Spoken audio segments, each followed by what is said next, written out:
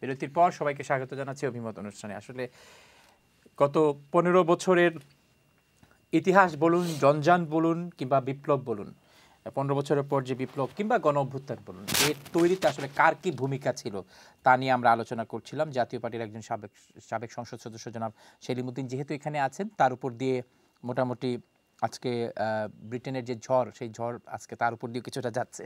কিন্তু প্রশ্ন হচ্ছে এখানে আসলে এই 5ই আগস্টের পর 15 বছরের ইতিহাস টেনে আসলে 5ই আগস্টের পরের বাংলাদেশকে বিনির্মাণ করা যাবে কিনা, আর 15 বছরের ইতিহাস থেকে আসলে কি শিক্ষা নিচ্ছে বর্তমান সরকার, তা নিয়েও আমরা আলোচনা করছি। আমি জয়লাজ আপনাকে প্রশ্ন করতে চাই, আজকে একজন সনাতন ধর্মী নেতা তাকে গ্রেফতার করা হয়েছে এয়ারপোর্টে যাওয়ার পথে।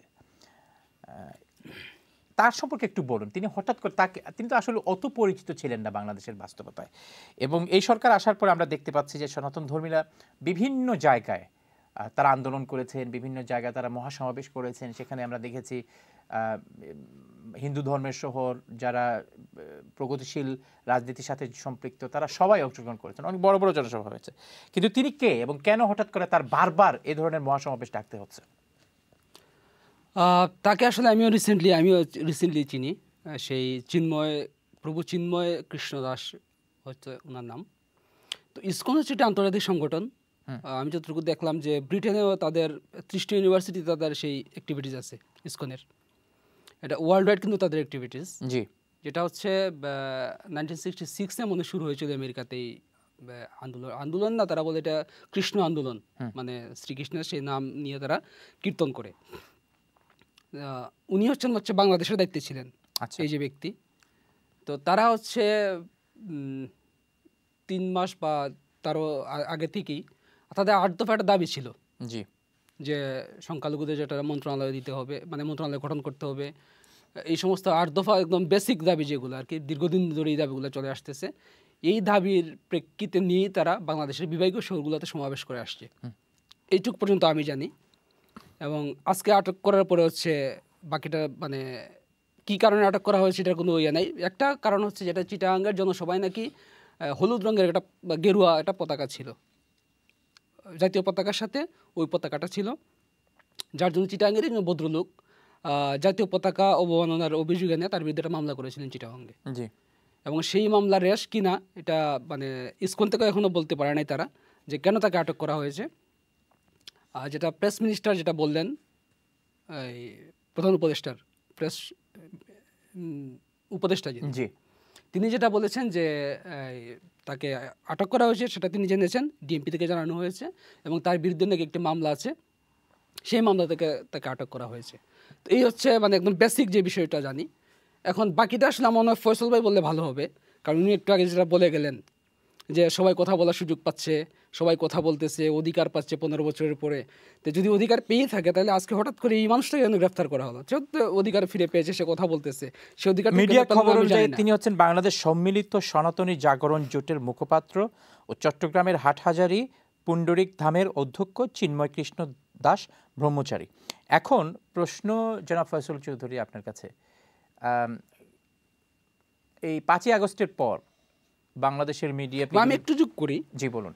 5ই আগস্টের বা আগে থেকে শুরু, যদি জুলাই আন্দোলন থেকে আমরা শুরু করি, একমাত্র একটা অহিংস আন্দোলন, যেটা কোথাও কোনো ধরনের ভাঙচুর, কোনো ধরনের রক্তারক্তি, কোনো লাঠিসোঁটা মানে ছাড়া অহিংস কোনো আন্দোলন যদি বলেন, যদি সিলেট থেকে শুরু করে আপনি সিলেট, রংপুর, যে চিটাগং যে সভাগুলো হয়েছে, একমাত্র মানে অহিংস একটা সমাবেশই ঘটেছে, যেটা হচ্ছে ওরা করেছে এই সনাতনী সংঘ এবং এই কি আর একটা হিন্দু কি যেন নাম ওনাদের, দুইটা সংগঠন, হিন্দু জনতা সামথিং, দুইটা সংগঠন মিলে ওনারা আসলে এটা ইসকন থেকেও না, সনাতনী জাগরণ মঞ্চ নামে ওনারা আসলে অ্যাক্টিভিটিস করতেছেন। তো একটা আন্দোলনে বলা যায় বাংলাদেশে বিগত 100 দিন বা 130 দিন বা 50 দিন যাই বলেন, একটা আন্দোলনই হয়েছে যাতে কোনো ধরনের কোনো সহিংসতা ঘটে নাই। আচ্ছা, তিনি কি ইসকনের সদস্য ছিলেন? আপনার কোনো তথ্য আছে কিনা? আমরা অনেকেই বলেছেন তাকে ইসকন থেকে বহিষ্কার করা হয়েছে। উনি ইসকনে ছিলেন। ওনাকে যখন এটা নিয়ে বিতর্ক শুরু হয়েছে যে ইসকনের রাজনৈতিকভাবে ব্যবহৃত হচ্ছে, তখন ইসকনই তাকে ইসকন থেকে বহিষ্কার করেছে। ইসকন কি আসলে? এটা হচ্ছে আন্তর্জাতিক কৃষ্ণ ভাবামৃত সংঘ, আমি আপনাকে বলেছিলাম। সেটা হচ্ছে যেটা আমি শুরুতেই বললাম যে 1966 সালে শ্রী প্রভুপাদ নামে এক ভদ্রলোক, যিনি ভারতের ভদ্রলোক, উনি 70 বছর বয়সে তখন উনি আমেরিকাতে যান। সেখানে গিয়ে তিনি যে ধর্মপ্রচার শুরু করেন। তো ওইটাকে যে ইন্টারন্যাশনাল আন্তর্জাতিক কৃষ্ণ ভাবামৃত সংঘ, এটাকে মানে ইংরেজি অ্যাপ্লিকেশন যেটা করা হচ্ছে সেটা হচ্ছে ইসকন। ইসকনকে বাংলাদেশের একটি অংশ, রাজনীতিতে একটি অংশ, তারা ইসকনকে চায়, ইসকনকে নিষিদ্ধ করা হোক, তারা চায়। কেন চায়? এবং এটা তো যারা চায় তারা বলতে পারে। এখন ইসকন কোনো রাজনৈতিক দল না। প্রথমত আমি যতটুকু যে সনাতন ধর্মাবলম্বী বিষয়ে আমার যতটুকু ধারণা, আমি যতটুকু জানি, রাজনীতির সাথে তাদের কোনো ধরনের কোনো সম্পৃক্ততা নাই। এবং আমি যেটা উদাহরণস্বরূপ বললাম যে শুধু বাংলাদেশে না, ইসকন হচ্ছে এই দেশের 30টা ইউনিভার্সিটিতে কাজ করে, মানে তাদের সংগঠন আছে আর কি। এবং ওয়ার্ডফুডের সবচেয়ে বৃহৎ মানে তাদের আশ্রম। তাদের কার্যক্রম হচ্ছে অনেকেই ধরে রাখেন বা অনেকেরই ধারণা, বিশেষ করে যারা ধর্মীয় রাজনীতির সাথে যারা সম্পৃক্ত, ইসলামী দলগুলোর সাথে যারা সংশ্লিষ্ট, তারা অনেকেই মনে করেন যে ইসকন হচ্ছে ভারতের একটি প্রতিষ্ঠান, ভারত দ্বারা প্রভাবিত, ভারত দ্বারা নিয়ন্ত্রিত এবং ভারতের বিভিন্ন কার্যক্রমের তারা একটি অবয়ব। এখন যদি আমি তো প্রথমে এই যে বারবার উদাহরণটা আনছি ইউরোপ এবং আমেরিকা এবং এই দেশে, যদি মনে করেন যে ভারত, ইউরোপ আমেরিকাতে কি আসলে ভারতের সেই কার্যক্রম করার কোনো সুযোগ আছে কিনা? বাংলাদেশের মতো দেশে কিংবা যে দেশগুলি ভারত তার প্রভাব রাখতে চায়, সেই সমস্ত দেশে এ ধরনের সংগঠন রাখতে পারে কিনা ভারত? না, ইসকন তো ভারতীয় সংগঠন না। কিন্তু আমার প্রশ্ন হচ্ছে, বাংলাদেশে একটি মানুষ মানে একটা শ্রেণীর তো ধারণা, একটি বিশাল অংশের ধারণা, কিন্তু এই সংগঠন থেকে তো কখনো ক্লিয়ার করা হয়নি যে আমরা ভারতের কোনো অংশ নই কিংবা আমরা ভারতের কোনো এজেন্সিও নই। না, এটা তো রিসেন্টলি আলোচনা। এর আগে কিন্তু ইসকন নিয়ে আপনি কি এর আগে কোনো আলোচনা শুনেছেন ইসকন নিয়ে? এটা রিসেন্টলি যে বিগত কিছুদিন ধরে আলোচনা, কানাঘুষা কিন্তু ছিল। হ্যাঁ, আলোচনা ছিল না, কিন্তু কানাঘুষা ছিল যে ইসকনের আসলে কার্যক্রম কি। যেহেতু এখানে ইসকন হচ্ছে আপনার যে হিন্দুদের সংগঠন, মানে হিন্দুরা এখানে বিশেষ করে এটারে, তারা তো কোথাও আমার জানা মতে কোথাও কোনো রাজনৈতিক কোনো অংশগ্রহণ তাদের কোথাও কোনো কালেই ছিল না। কাশ্মীর কালে আমিও দেখি নাই, আপনি যেহেতু মিডিয়াতে আছেন দেখেছেন, তো সেই জায়গা থেকে আসলে এখন যখন ওরা কথা বলা শুরু করে, আপনার কাছে কি মনে হয় এরা ভারতীয় কোনো কিংবা গোয়েন্দা সংস্থার কিংবা ভারতের সরকারের পক্ষ থেকে কোনো ধরনের কার্যক্রম তারা করতে পারে? আমি বারবারই জন্য উদাহরণটা নিয়ে আসছি যে এখন ধরেন ব্যক্তিগতভাবে যদি আমাকে যদি কেউ ব্যবহার করে সেটা হচ্ছে ভিন্ন বিষয়, কিন্তু একটা সংগঠন, এই সংগঠন তো একজন মানুষ না, লাখো লাখো সমর্থক তাদের, যারা এই মতবাদে বিশ্বাস করে। এটা হচ্ছে মূলত আসলে তারা শ্রী চৈতন্যের যে মতবাদটা, বৈষ্ণব মতবাদ। তখন বৈষ্ণব মানুষকে যদি আপনি মনে করেন সে রাজনৈতিক এলিমেন্টস, তারা অন্য দেশের গোয়েন্দা সংস্থা দ্বারা প্রভাবিত, তাহলে তো এখানে আসলে মানে আমি এটার পক্ষে বা বিপক্ষে আসলে আমার কাছে তো কোনো যুক্তি বা কোনো ধরনের কোনো আসলে মানুষ তো আর ওই গভীরে যাবে না। মানুষ যারা শ্রী চৈতন্যকেও চিনবে না, বৈষ্ণবকেও চিনবে না, এবং একই সাথে যে 70 বছর বয়সে যিনি আমেরিকাতে গিয়ে ধর্মপ্রচার শুরু করেছিলেন তাকেও চিনবে। এখন তাদেরকে সেটা হচ্ছে যারা এটা নিয়ে সমালোচনা করে তাদেরকে তবে জানতে হবে যে ইসকনটা কি। ওনারা যদি ইসকন সম্পর্কে ইসকনের বেসিক জিনিসটাই না জানে, যেখানে কিছু গেরুয়া বসন্ত পরা কিছু লোক, হ্যাঁ, এরা হচ্ছে মানে এক্সট্রিমিস্ট বা এরা হচ্ছে রাজনৈতিক এলিমেন্টস, যদি বুঝতাম যে তারা রাজনৈতিকভাবে এরা নির্বাচনী প্রচারণায় বা রাজনৈতিক দল গঠন করছে বা কোথাও কোন তাদের নির্বাচনে অংশগ্রহণ করেছে বা কোথাও তারা কোনো চেয়ার, যেটা আমরা বলি কোনো চেয়ারে তারা যেতে চাইছে বা যেতে কোন লোক এখানে বসেছে, তখন যদি আমরা এই আলোচনাগুলো করতাম যে হয়তো তারা প্রভাবিত, হয়তো তারা নিয়ন্ত্রিত, এগুলো মানে যুক্তিসঙ্গত আলোচনা ছিল। কিন্তু এইভাবে যেভাবে আলোচনা করা হচ্ছে যে মানে বৈষ্ণব মানেই যে তারা ভারতের, এটা মানে কমন একটা বিষয় কি, যেমন হিন্দুদেরকে প্রথমেই এটা ট্যাগ দেওয়া হয় বাংলাদেশে ইন্ডিয়া দালাল, আওয়ামী লীগের দালাল, এটা ভেরি কমন। এবং এই জায়গা থেকে আপনি উত্তরণ করবেন কিভাবে, সেটা হচ্ছে প্রশ্ন। ফয়সাল চৌধুরী, ওয়াই, কেন আপনার 5ই আগস্টের পর আমরা দেখেছি যেটি জনাব জহিরুল বলেছেন যে সবচেয়ে অহিংস এবং কোনো ধরনের সংঘর্ষবিহীন, তারা যখন কোনো মিছিল করেছেন কিংবা কোনো জনসভা করেছেন, তারাও কাউকে আক্রমণ করেনি, তাদেরকেও কেউ আক্রমণ করেনি, এবং শান্তিপূর্ণ আন্দোলন তারা বিভিন্ন জায়গায় করেছেন, রংপুরে করেছেন, বিভিন্ন জায়গায় চট্টগ্রামে করেছেন, আমরা দেখেছি, ঢাকায় করেছেন, আমরা দেখেছি। কেন একটি ধর্মকে একটি ট্যাগ দেয়া হবে শুধুমাত্র তাদের ধর্মের কারণে, এবং ভারত সবচেয়ে বৃহৎ হিন্দু ধর্মের রাষ্ট্র হওয়ার কারণে? কেন আমার দেশের বাংলাদেশের মানুষকে ভারত শুধুমাত্র ধর্মের কারণে কেন ভারতের সাথে সংশ্লিষ্ট করা হবে? এখানে কিছু কথা আমাদেরকে বেশ ঐতিহাসিকভাবে আমাদের পর্যালোচনা করে এই কথাগুলোর উত্তর দিতে হবে।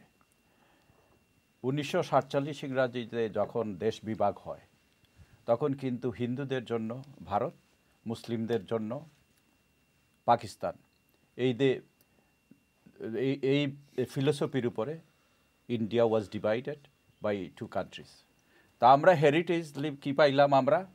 ইস্ট পাকিস্তান। তো ইস্ট পাকিস্তান হওয়ার পরে কিন্তু সত্যি কথা যেটা, অনেক হিন্দু কিন্তু চলে গেছেন, অনেক হিন্দু, বিত্তশালী হিন্দুরা এই এলাকা থেকে চলে গেছেন। এখানে চলে যাওয়ার পরে এটা ব্যাকম একটা সৃষ্টি হয়েছে। এই যে হিন্দুদের যে একটা প্রভাব প্রতিপত্তি ছিল আমাদের অঞ্চলে, এই অঞ্চলে তখন কারা নিরীহ হিন্দুরা কিন্তু এখানে রয়ে গেছে, যাদের কোনো কিছু মানে, এটা আমি কাউকে ছোটো করে বলতেছি না, যে আপনার ওই যে কলকাতাকে দিক তখন যে আমাদের যে জমিদারি সিস্টেম ছিল, এই পূর্ব বাংলার সব জমিদাররা কিন্তু ওই ক্যালকাটা বেস ছিল, ওইখানেই থাকতো। এই যে আপনি আর বেশিরভাগ ছিল আপনার হিন্দুরা। তো এই যে তারপরে এই যে আমাদের যে পরিবর্তনটা, এই পরিবর্তনের পরে এইখানে দু জাতির তথ্যের ভিত্তিতে তারপরে আবার ফেল হলো 71-এ আমরা কি করলাম, পিওর বাঙালি জাতীয়তাবাদের ভিত্তিতে বাংলাদেশকে আমরা স্বাধীনতার দ্বার প্রান্তে নিয়ে গেলাম, এবং সশস্ত্র সংগ্রামের মাধ্যমে এখানে হিন্দু, বৌদ্ধ, খ্রিস্টান যারাই ছিল, এই আপনার উপজাতি থেকে শুরু করে সবাই মিলে আমাদের স্বাধীনতা সংগ্রামটা অ্যাচিভমেন্ট করলেন। অ্যাচিভমেন্ট হওয়ার পরে কী হলো, যে আমরা সবাই মিলে বাঙালি, এই যে বাঙালি থেকে স্বাধীনতার পরে আমাদের রাষ্ট্রপতি জিয়াউর রহমান সাহেব বাংলাদেশি জাতীয়তাবাদ দিলেন, যে এখানে হিন্দু, বৌদ্ধ, মুসলিম, খ্রিস্টান কেউ নেই, সবাই আমরা বাংলাদেশি, আমরা বাংলাদেশি নাগরিক হিসাবে এ দেশে বসবাস করব, এই প্রিভিলেজ আমরা সবাই পাবো। তো এই প্রিভিলেজ যদি আপনার একটা সংগঠন পেয়ে থাকে, এটা ইসকন যদি পেয়ে থাকে, এই প্রিভিলেজটা, এটার পেছনে যদি কিছু থাকে, এরা পেছনে যদি আপনার এখানে অ্যাক্টিভিটিস থাকতে পারে। কি জন্য আপনি বলছেন, আপনি ফারহান ভাই যেটা বলছেন, যে কেন শুধু ঢাকায় আর বাংলাদেশ নিয়ে শুধু ব্যস্ত থাকতে, এবং মুসাদ কেন থাকে, এবং সিআইএ কেন থাকে, এই যে strategically Bangladesh is very important in this globe, strategically এটা আমাদের মানতে হবে। এবং ভারতের জন্য আমরা আমরা প্রতিবেশী ভারতের, এইটা আমরা কিভাবে নেই না নেই এটা ব্যাপার না, কিন্তু আমরা ভারতের প্রতিবেশী, আমরা ভারতকে সাথে নিয়েই আমাদের থাকতে হবে। ভারতকে আমরা কিন্তু আমার প্রশ্ন এটা ভারত, আমি এদিকে আসতেছি, আপনি আমার কথাটা বলতে দেন। আমার প্রশ্ন হচ্ছে ধর্মের কারণে না, এই যে এটা আপনাকে, এই যে ধর্মের কারণেই তো আমাদের এইগুলো। আপনি তো পাকিস্তান, আপনি মুসলমানদেরকে তো পাকিস্তানের সাথে কানেক্ট করছেন না। না, মুসলমানরা পাকিস্তানের সাথেই তো আপনার আছে, পাকিস্তানে, কিন্তু আপনি বাংলাদেশের মুসলমানদেরকে বিবর্তনটা হয়েছে, আপনি বাংলাদেশের মুসলমানদেরকে তো বলছেন না যে এরা পাকিস্তানের এজেন্ট। না, অবশ্যই ডেফিনেটলি বলছেন না। আমি আপনাদের, কিন্তু বাংলাদেশের হিন্দুদেরকে কেন বলতে হবে যে, বা এই যে ইসকনকে কেন বলতে হবে, কিংবা এই ধরনের সংগঠনের সাথে যারা জড়িত কেন বলতে হবে, তাদেরকে কেন ভারতের সাথে? না, আমি এই যে বিবর্তনটা আপনাকে বোঝানোর চেষ্টা করছি। আপনি প্রথমে আমাদের বুঝতে হবে বাংলাদেশের যারা হিন্দু, ইসকন যেটা, বাংলাদেশের অনেক মুসলমান, বাংলাদেশের জকিগঞ্জ এবং বিয়ানীবাজারের অধিকাংশ মানুষ তো করিমগঞ্জের, কিন্তু আমরা কি তাদেরকে বলি যে তারা হচ্ছে ভারতের এজেন্ট, সেই সমস্ত মুসলমানদেরকে? না, ভারতের মুসলমানদেরকে আপনি এটা আমরা বলতেছি না, আমরা হিন্দুদেরকে আমরা বলতে চাই না, আমরা বলি না যে ইয়ের এজেন্ট। কিন্তু যখন এই যে আমি ইসকনের কথাটাতে আসতেছি, আপনি আমাকে সাহায্য করেন, ইসকনের কথাটাতে আসতেছি। ইসকন এখানে যে ধর্মীয়, ইসকনের আবরণে কিছু থাকে কিনা এটা আমাদের বুঝতে হবে। কেননা আপনার এই যে কিছুদিন থেকে আমাদের যে কার্যকলাপগুলো শুরু হয়েছে, যে এখন আপনার এর আগে কিন্তু আমরা গত সরকারের আমলে দেখেছি যে বিভিন্ন সময় বিভিন্ন ইসলামী দলকে, ইসলামিক গ্রুপকে জঙ্গি, আইএসআই এই ধরনের বিভিন্ন ট্যাগে করে বিভিন্ন ইসলামী স্কলারদেরকে বছরের পর বছর জেলে পুরে রাখা হয়েছে, এবং এরা এখন নির্দোষ হয়ে কিন্তু জেল থেকে বেরিয়ে আসে। এখন আমরা কি সেই ইতিহাসের দিকে যাচ্ছে কিনা, যে এ হচ্ছে ইসলামিক স্কলার, এ হচ্ছে দাড়ি টুপি আছে তার, এবং তার হয়তো কিছু কিছু কথা আওয়ামী লীগের সাথে যায় না, বা আওয়ামী লীগের মতের সাথে অমিল, সুতরাং তাকে জঙ্গি, জেলে পুরো। এখন আমরা কি ওই টেকে যাচ্ছে কিনা, যে উনি হচ্ছেন হিন্দু, উনি হচ্ছেন গেরিয়া কাপড় পরেন, ওনার বেশভূষা একটু হিন্দুদের মতো, উনি বড় বড় কথা বলেন, উনি বাংলাদেশের যে সংখ্যাগরিষ্ঠ মুসলমান আছে তাদের ভাবধারার সাথে তিনি এক নন, সুতরাং তিনি রয়ের এজেন্ট, তিনি ইসকনের এজেন্ট, তিনি দেশদ্রোহী, সুতরাং তাকে ধরো না। এই কথাটাতেই আমি আসতেছিলাম আপনার, যেহেতু আপনার ইসকন যে একটা মানে ধর্মীয়, ওই যে বললেন যে ওটা শ্রীকৃষ্ণর গুণ কীর্তন করে সারা পৃথিবীতে আছে, সারা পৃথিবীতে থাকার একটা ইয়ে, আর আমাদের ভৌগোলিক ইয়েতে আরেকটা বিষয়, এটা আপনাকে মানতে হবে। কি কারণে? এটা আমাদেরকে ধর্ম সারা পৃথিবীতে, কেননা শুনেন, এই যে আপনার ইসকন তো কখনো বিতর্কিত ছিল না। ইসকন তো অনেক আগের থেকেই আমাদের এখানে ছিল, এটা তো আগে বিতর্কিত ছিল না। হাসিনা হওয়ার পরে এদের কাছে এমন টেক করছে মানে ইসকনের আবরণে, মানে উনি এইটাকে রাজনৈতিকভাবে এটাকে স্বার্থসিদ্ধি করছে।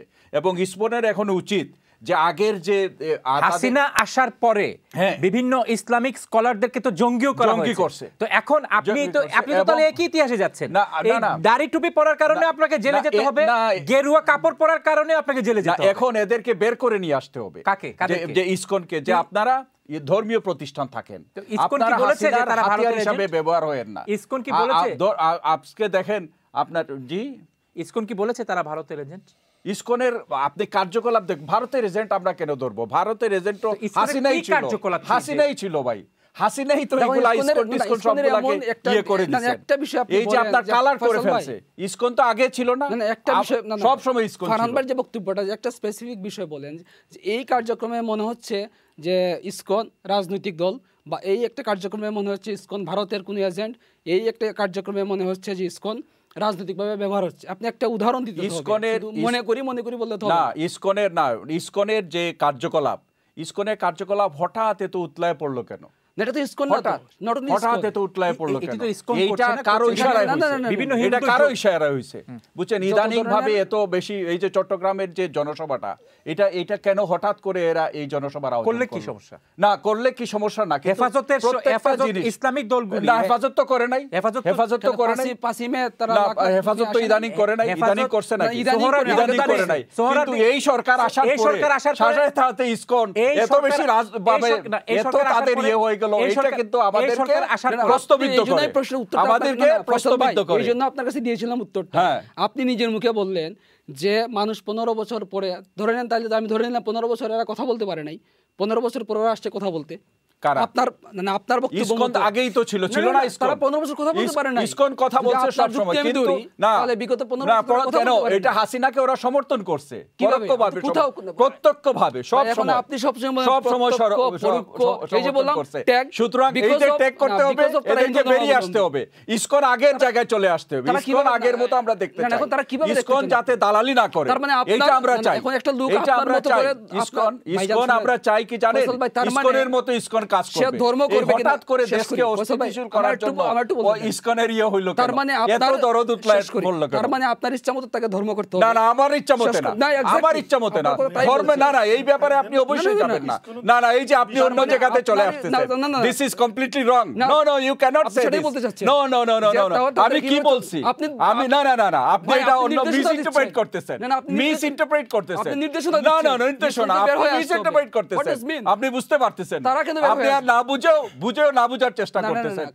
ধর্ম অবশ্যই, আমরা কি বলছি, ধর্ম সবার ধর্ম, কিন্তু আপনি এই যে জঙ্গি ট্যাগ দিছে, আগে কারা জঙ্গি ট্যাগ দিছে, এই ইয়েতে পড়েন না আপনারা, বুঝছেন? এইটাতে যায় না, এইটাতে যায় না, বুঝছেন?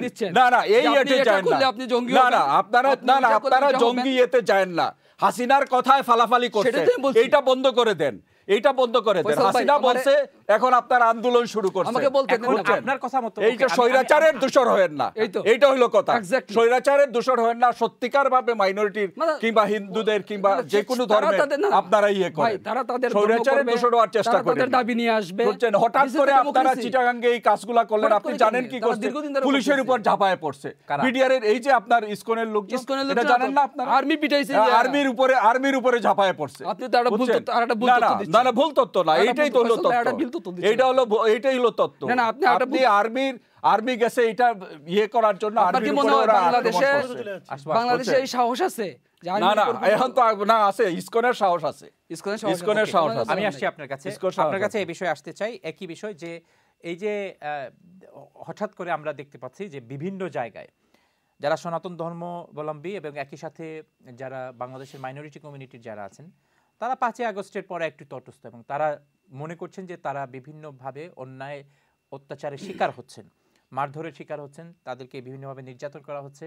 দেশীয় মিডিয়াতে কিছু আসছে, আন্তর্জাতিক মিডিয়াতেও বিভিন্ন সময় আসছে, এমনকি ট্রাম্প পর্যন্ত তিনি একটি টুইট করেছেন। এখন এর জন্য আন্দোলন করছে বিভিন্ন জোট। এই জোটের আজকে একজন নেতাকে চিন্ময়, যিনি আসলে অত পরিচিত ছিলেন কিনা আমি জানি না, তবে আমার কাছে আজকে এই নামটি প্রথম প্রকাশ্যে এসছে বা আমি মানে দৃশ্যটা আজকেই বোঝার চেষ্টা করেছি এই ব্যক্তির ব্যাকগ্রাউন্ড। কেন হঠাৎ করে হিন্দুদের সনাতন ধর্মের যারা অনুসারী তাদের এই আন্দোলন, এবং কেন একজন হিন্দু ধর্মের একজন নেতাদেরকে অ্যারেস্ট করতে হবে? প্রথমত হচ্ছে যাকে গ্রেফতার করা হয়েছে তাকে ইসকন থেকে বহিষ্কার করা হয়েছে। তার মানে সেই ইসকনের কেউ না, সেই একজন ইন্ডিভিজুয়াল ব্যক্তি। তাকে নিয়ে তো এত যুক্তি আর এত লম্বা কথা বলার কিছু নেই। দ্বিতীয় হচ্ছে ইসকন যদি কোনো ধর্মীয় সংগঠন হয়ে থাকে, তারা রাজনৈতিক করার অধিকার তারা বাংলাদেশে রাখে, তারা করতে পারে, মহাসমাবেশ করতে পারে, যা কিছু করার প্রয়োজন তারা করতে পারে। এখানে আসলে এত যুক্তি দেওয়ার কিছু না। আর এই যে বলা হচ্ছে যে আমাদের মাইনরিটির উপর আঘাত করা হচ্ছে, এটা প্রোপাগান্ডা এবং চরম মিথ্যাচার। কারণ আওয়ামী লীগের শাসন আমলে হিন্দু ধর্মের লোকরা বেশি আওয়ামী লীগ করতো। যারা এই পদের কারণে এবং আওয়ামী লীগের কারণে পাবলিকের উপর অত্যাচার করেছে, ওদেরকে পাবলিক হয়তো ধরেছে 2-1 জনকে। তো এই ঘটনাগুলো কিন্তু তদন্ত করার জন্য ডক্টর ইউনূস সরাসরি বলেছেন নরেন্দ্র মোদীকে, আপনাদের জার্নালিস্টগুলো পাঠান, আপনাদের লোক পাঠান, নিজে তদন্ত করেন। আপনারা তো শুনছেন, এটা ওনার এই ডেইলি স্টারের বক্তব্যতে আমি শুনলাম এই কথাগুলো। সুতরাং এখানে তারা এই বিষয়ে কনসার্ন আছে, বাংলাদেশের যারা রাজনীতিতে আছে। আর দ্বিতীয় আরেক কথা হচ্ছে, এই আমাদের সাংবাদিক ভাই জুয়েল রাজ ভাই আওয়ামী লীগকে ডিফেন্স করতেছেন, জাতীয় পার্টিকে ডিফেন্স করতেছেন, সব যত এবং আন্দোলনকে বলতেছেন যে এটা বিপ্লবী না, এই গণ উদ্বোধন যা কিছু হোক, একটা আন্দোলন হয়েছে, একটা রেজিম, একটা মাফিয়া। 13 জন শহীদ ফিরে এসেছে, জানেন আপনি? যে তালিকা দেওয়া হয়েছে 13 জন মারা গেছে, 13 জন ফিরে আসছে। ভুল তথ্য হতে পারে, আমি বলি আপনি একটা মাফিয়াকে বিদায় করে দেওয়া হয়েছে। আপনি বলতেছেন 13 জন। এক্সকিউজ মি, আমার আপনাদের বক্তব্যে আমি ইন্টারফেয়ার করি না প্লিজ। এটা কিছু রইছে স্যার, আপনাদের বক্তব্যে আমি ইন্টারফেয়ার করি না, আমাকে 2টা মিনিটের মধ্যে বা 1টা মিনিট আমরা বক্তব্যটা দিতে দেন। আপনি আওয়ামী লীগকে ডিফেন্স করতেছেন, বলছেন যে এই তাদের পক্ষে কেউ কথা বলেন। আপনার ব্যক্তিগত মতামতে আছে, আপনার প্রথম স্টেটমেন্ট আপনারা কথা বলতে দেন, শুড বি পলাইট প্লিজ। প্রথমত হচ্ছে আপনি নিজে বলছেন যে আওয়ামী লীগ নাই, দ্বিতীয় বলছেন শেখ হাসিনার বক্তব্য আওয়ামী লীগের কোনো বিবৃতি আসে না। আওয়ামী লীগ নাই থাকলে তারা বিবৃতি কোথা থেকে দেবে? আন্ডারগ্রাউন্ডে চলে গিয়েছে। যখন আপনি সন্ত্রাসীমূলক কার্যক্রম করবেন, যখন আন্ডারগ্রাউন্ড সন্ত্রাসী, এখন আন্ডারগ্রাউন্ড সন্ত্রাসী দল, যেভাবে বাংলাদেশের নয় পৃথিবীর ইতিহাস যখন সন্ত্রাসীদের ধ্বংস করা হয় তখন আন্ডারগ্রাউন্ডে চলে যায়, আওয়ামী লীগ আন্ডারগ্রাউন্ডে চলে যায়। যতগুলো ক্রাইমের পেছনে আপনি কোনো না কোনো আন্ডারগ্রাউন্ডের থেকে আওয়ামী লীগের হাত আছে।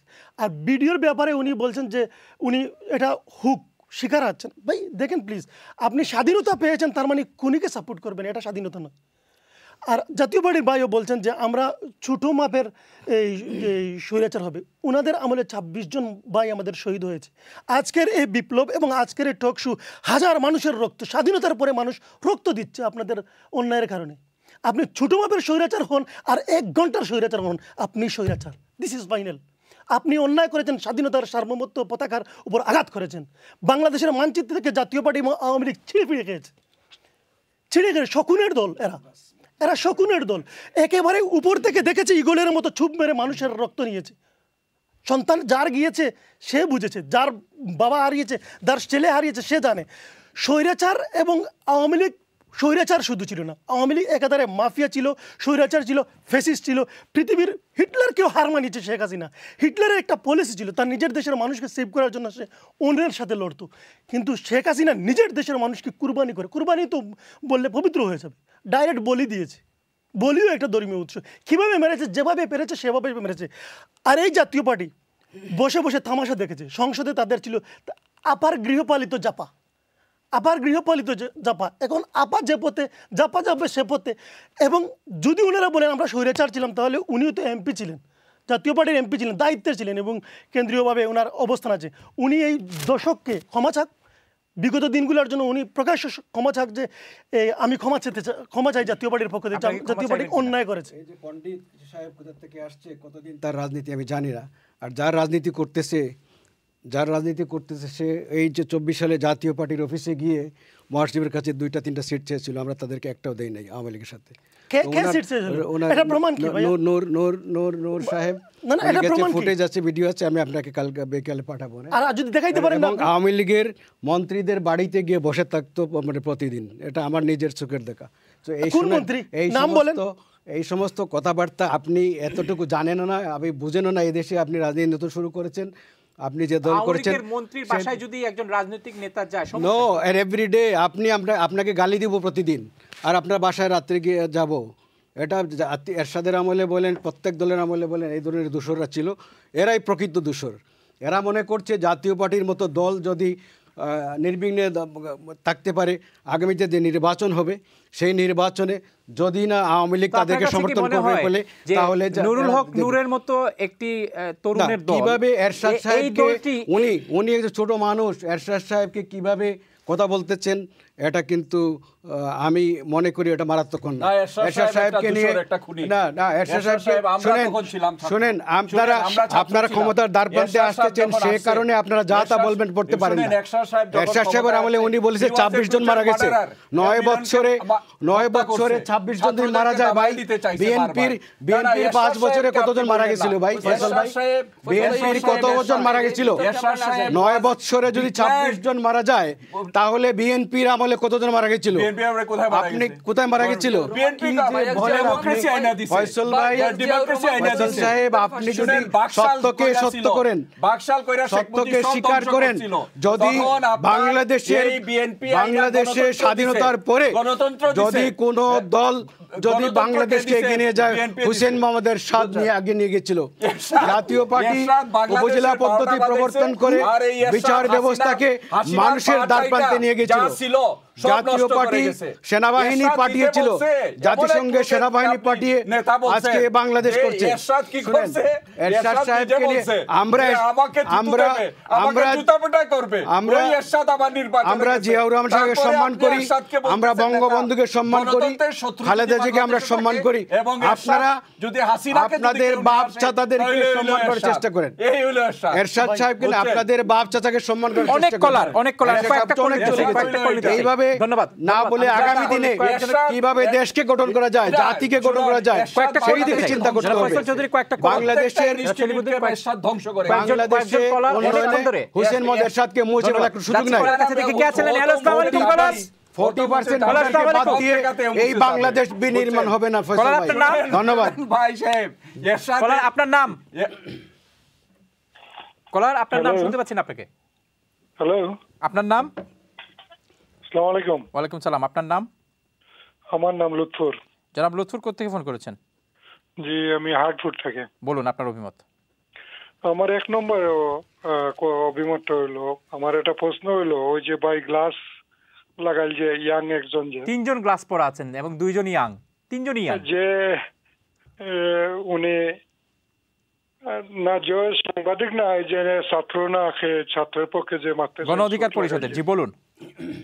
উনি যেভাবে কথাগুলা বলতেছেন, এইগুলা তানের বর্তমান যে অবস্থা দেশের যে মানুষ যে হাহাকার করতেছে, উনি যে বলতেছেন চেঞ্জিং এর যে মানে এখন স্বাধীনভাবে কথা বলতেছে, আর বিএনপির ভাই যে বলতেছেন যে খালি আওয়ামী লীগের দুষ করছে, আওয়ামী লীগের যে মানুষগুলো আছে এই দেশের সাপোর্টার গুলা, এখনো তো 40% আওয়ামী লীগ সাপোর্ট করে ভাই। এরা কি সব কি ইন্ডিয়াতে ওনারা পাকুড়িয়াত লাইবেন? আর ওনারা যেভাবে উনি যে বলতেছেন যে ছাত্রগুলা তো এটা সচিবালয়ের এটা হাঁসের ফার্ম বানায় ফেলছে। থ্যাংক ইউ, অসংখ্য ধন্যবাদ, অসংখ্য ধন্যবাদ আপনার কলের জন্য। পরের কল। আসসালামু আলাইকুম কলার। ওয়ালাইকুম সালাম। কলার, আপনার নাম? মুসাদ্দিক হোসেন মানিক মিয়া, ওয়েস্ট মিডল্যান্ড ওরসল। বলুন জনাব মানিক মিয়া, বলুন। দুইটা কথা বলে আমি রেখে দিব। প্রথম কথা হচ্ছে গিয়ে, এই গত শতাব্দী এবং এই শতাব্দীর মধ্যে যত নিকৃষ্ট স্বৈরাচার আসছিল, হিটলার, মুসোলিনি, স্টালিন, ম্যাক্সিমালিন, রাবসফায়ার, সাদ্দাম, রেজা শাহ পাহলভি, তারপরে গাদ্দাফি, যত স্বৈরাচার আসছে সব স্বৈরাচারকে শেখ হাসিনা সুপারসিডেড করে ফেলেছে। সমস্ত স্বৈরাচারের নিকৃষ্ট স্বৈরাচার হচ্ছে শেখ হাসিনা। সে খুনি, সে ব্যাংক ডাকাত, সে ভোট ডাকাত, সে কি না করেছে, খুন করেছে, গুম করেছে। 13 অ্যামেন্ডমেন্টকে সে গায়ের জুড়ে সে ধ্বংস করেছে। বিএনপিকে ক্ষমতায় বসাবার জন্য। ওই যে জাতীয় পার্টি যে ভাই বলতেছেন, শেখ হাসিনায় যে ডেমোক্রেটিক ইনস্টিটিউশন ডিস্ট্রয় করেছে এবং যত পাপ করেছে সমস্ত অংশীদার হচ্ছে এই জাতীয় পার্টি। সুতরাং এই জাতীয় পার্টির আওয়ামী লীগের সাথে জাতীয় পার্টিকে ব্যান্ড করা দরকার বাংলাদেশে। 2 নম্বর কথা হচ্ছে গিয়ে রয়ের দৌরাত্ম্য নিয়ে যে কথা বলছেন, শুনেন ভাই, এটা নতুন কিছু নয়। আপনারা জেনে রাখেন, Bangladesh Assam came to exist as an independent sovereign state through the direct declaration of Lord Curzon from Hassan Munzil in Dhaka under the leadership of Shere Bangla Eka Fazlul Haq and Nawab Shah Salimullah. Bengal partition plan was adopted. এটাকে ধ্বংস করে দিয়েছিল এই আওয়ামী লীগের মুরব্বিয়ান। West বেঙ্গলের দাদা বাবুরা তারা জর্জ দি ফিফথকে দিল্লির দরবার হলে নিয়ে গিয়ে সেখান থেকে জর্জ দি ফিফথ ঘোষণা করলো Bengal partition plan from now dissolve. Thank you. আমরা ইতিহাস 1947 সাল থেকে আমরা যদি 2024 সালে আসি অনেক সময় লাগবে। ধন্যবাদ। যাচ্ছি পরের কলে। আসসালামু আলাইকুম কলার। হ্যালো, আপনার নাম কলার? আসসালামু আলাইকুম ভাই, আমি আলিম কইরাম। জনাব আলিম, কোথা থেকে ফোন করেছেন? আমি লন্ডন থেকে ফোন করলাম। আপনার অভিমত?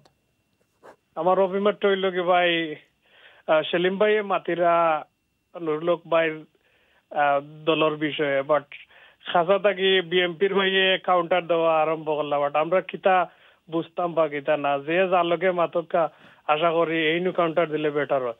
ধন্যবাদ, ধন্যবাদ, ধন্যবাদ জনাব আলিম। যাচ্ছি পরের কলে। আসসালামু আলাইকুম কলার। হ্যালো, টেলিভিশন কমাতে হবে আপনার। জি, টেলিভিশনের ভলিউম কমাতে হবে। আচ্ছা, আর হুমায়রাম ভাই। কলার আপনার নাম? হ্যালো, আমার নাম আলী। আলী, জনাব আলী কোথা থেকে ফোন করেছেন? আমি ডার্লিংটন থেকে। বলুন আপনার অভিমত। আমি ফারহান ভাইরে জিজ্ঞাসা করতেছি যে আমার এই জাতীয় পার্টির ভাই যেগুলা বললেন, আমার তো অত্যন্ত খারাপ লাগছে। এই যে এরশাদ স্বৈরাচার ছিল, এটা নিঃসন্দেহে আমি আপনাকে বলতেছি একটা দুমুখী হাত ছিল।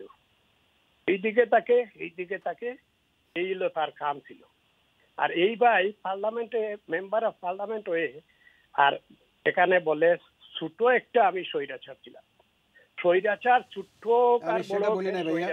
আমি বলেছি বিএনপি, আওয়ামী লীগ, অন্যান্য দল সবাই মিলে যদি ভোট করা হয়, তাহলে যদি স্বৈরাচার বলা হয় তাহলে আমরা সর্বনিম্ন স্বৈরাচার হবো, সেটা বলেছি। কিন্তু স্বৈরাচারই হবেন যদি বলা হয়। আমরা স্বৈরাচার বলি নাই, স্বীকার করি নাই, কিন্তু যদি বলা হয় তাহলে আমরা 4 নম্বর। অসংখ্য ধন্যবাদ কলার। ধন্যবাদ আপনাকে। আমাদের সময় শেষ। আমি জনাব জুয়েলাজ আপনাকে আমাদের সময় শেষ। 30 বিএনপি বলে আওয়ামী লীগের স্বৈরাচার, আওয়ামী লীগ বলে 30 সেকেন্ডে আপনার কাছ থেকে মন্তব্য চাইবো। এই যে 100 প্রায় 15 দিন পর, 17 দিন পর আজকে দেশের অবস্থা, এই অবস্থায় 5ই আগস্ট যে আকাঙ্ক্ষায় হয়েছিল, যে আকাঙ্ক্ষায় মানুষ পরিবর্তন চেয়েছিল, শেখ হাসিনা চলে গেলেন, পালিয়ে গেলেন, এখন 115 দিন পর কি আপনার কাছে মনে হচ্ছে মানুষের আকাঙ্ক্ষার কিছুটা পূরণ হয়েছে, কিছুটা মানুষ শঙ্কিত, বা আপনার অনুভূতি কি? আমার কাছে মনে হচ্ছে আসলে বারবার বলা হচ্ছে ফেসিবাদ, কিছু মুখস্থ কথা বিগত দিন ধরে শুনছি, নতুন কি যেন সংস্কার, ফেসিবাদ, তারপর আরেকটা শব্দ তারা বারবার বলছে, আকাঙ্ক্ষা না, আমি ভুলে গেছি, মেরামত। হ্যাঁ, আসলে কি মেরামত হবে, কি সংস্কার হবে আমি জানি না। আপাতত যদি বলেন সাদা চোখে যেটা দেখছি, যদি আমি সুমন ভাইয়ের কথা রেস ধরে যেভাবে কথা বলেছেন, ফেসিবাদ কাহাকে বলে, কত প্রকার ও কী, এটা ওনাদের বক্তব্যে এবং বর্তমান যে প্রেক্ষাপট বাংলাদেশে, সেটাতে বোঝা যাচ্ছে এর আসল ফেসিবাদ। ধন্যবাদ। শেষ মন্তব্য আপনার গত 115 দিনের অভিজ্ঞতায় জাতীয় পার্টিকে লোকজন নিষিদ্ধ করতে চায়। ধন্যবাদ আপনাকে। দেখেন, যখন 5 আগস্টের পরে 8 আগস্টে যখন দায়িত্ব নিলেন ডক্টর ইউনূস সাহেব, তখন জাতীয় পার্টিকে বঙ্গভবনে ডাকা হলো। তার পরবর্তীতেও আবার ডাকা হয়েছিল, কিন্তু 3য় দফায় ডাকা হয় নাই।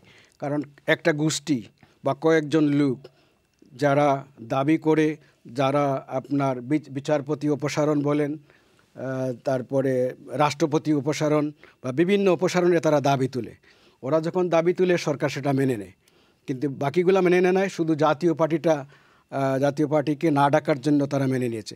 তো আমি আজকে বলতে চাই, যে যেটাই বলুক না কেন, আমরা জাতীয় পার্টি, আমি বলি না যে আমাদের সময়ে, সরকারের সময় আমরা 9 বছর রাষ্ট্র পরিচালনা করেছি, আমরা যে সর্বেসর্বা ছিলাম তা আমরা বলি নাই। কম্পারেটিভলি আমি মনে করি জাতীয় পার্টি সবচাইতে ভালো ছিল। একটা কথা 1 মিনিটে বলছি, 30 সেকেন্ডে, যে জাতীয় পার্টিকে বাদ দিয়ে বা আওয়ামী লীগের যারা সমর্থন আছে, জাতীয় পার্টি আমরা দোষ করলে আওয়ামী লীগের যারা দোষ করছে তাদের শাস্তি হবে, কিন্তু জাতীয় পার্টি, আওয়ামী লীগ বা আর 14 দল সহ বাকি যে দলগুলো আছে 40-50%, 50% ভোটারকে বাদ দিয়ে বাংলাদেশ বিনির্মাণ হবে না। সবাইকে নিয়ে ইনক্লুসিভ নির্বাচনের মাধ্যমে দল করা উচিত বলে আমি মনে করি। ধন্যবাদ। আপনার প্রতিক্রিয়া? আমার প্রতিক্রিয়া ভাই, আমার সাংবাদিক ভাই মন নষ্ট করে দিয়েছেন যে এই বিপ্লবী সরকারকে বলছেন উনি যে এরা আসল ফেসিস্ট মানে উনি সংজ্ঞা যাচ্ছেন কিন্তু নিজেই ভুলে গিয়েছেন। আমি মনে করি ওরা 60-70% ভালো কাজ করতেছে। একটা এমটি বাংলাদেশে তাদের এই অবস্থানে এবং তাদের এই এক্সপিরিয়েন্সের এই উইজডমটাও তাদের নাই। তারা ভালো কাজ করতেছে, একটু সময় দিন। তারা প্যারালালভাবে কাজ করতেছে, নির্বাচনের দিকেও যাচ্ছে এবং যে জায়গাগুলোতে সংস্কার করার দরকার সেই জায়গাগুলো করতেছে। এবং রাজনৈতিক দল হিসেবে আমরা যারা আছি বা স্টেক হোল্ডার আছি আন্দোলনের, আমরাও কথা বলতেছি, সমালোচনাও করতেছি, তাদের সময় দিচ্ছি, সহযোগিতা করতেছি। আশা করি ভালো বাংলাদেশ আসবে। 91 সালে স্বৈরাচারী এরশাদের পতন হওয়ার পর শাহাবুদ্দিন সাহেবের মাধ্যমে সরকার, আমরা কিন্তু ব্যাখ্যায় যেতে পারবো না, সরকার গঠন হলো। তখন কিন্তু 3 মাসের মধ্যে একটা সঠিক নির্বাচন হয়েছে এবং সারা পৃথিবী এই নির্বাচনটা স্বীকৃতি দিচ্ছে। আমরা চাই এই রাষ্ট্র মেরামতের সাথে সাথে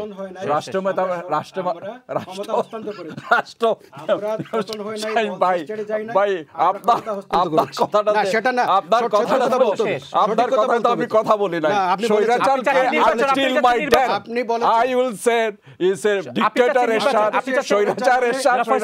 নির্বাচন চাচ্ছেন, আমরা একটা সঠিক সুন্দর নির্বাচন, রাষ্ট্র মেরামতের জন্য উপযুক্ত সময়। আপনার 3 মাসে যদি একটা সঠিক সুন্দর নির্বাচন হয় তাহলে আমরা হোয়াই আর ওয়েটিং ফর, আমাদের একটা সঠিক সুন্দর নির্বাচন হোক। দর্শক দেখছিলেন অভিমত অনুষ্ঠান, দেখা হবে আগামী অনুষ্ঠানে। এই প্রত্যাশায় আজকের মতো এখানে শেষ করছি। সবাই ভালো থাকবেন। আসসালামু আলাইকুম।